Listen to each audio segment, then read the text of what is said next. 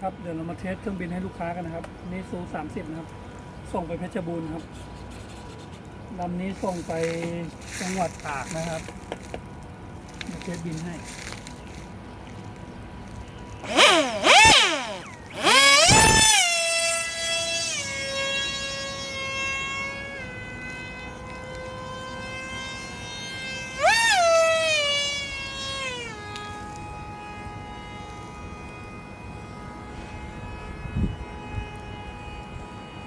โอ้นิ่งกิ๊บเลยครับลำนี้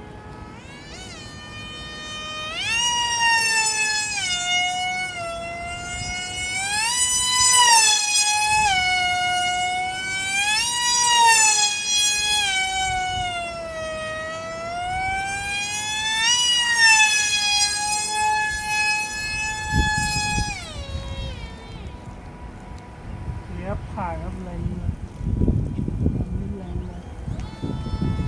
ลำนี้ลูกค้าใช้สเปคมอเตอร์ 2217 3000 kV เล็กคอนนะคะ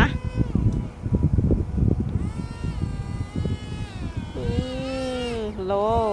งแล้วนะคะป๊าบ โอเคครับผ่านครับนี่ครับเครื่องบินค่ายหนึ่งอาศัยครับแรงทุกลำเดี๋ยวเรามาเทสลำนี้ต่อนะครับ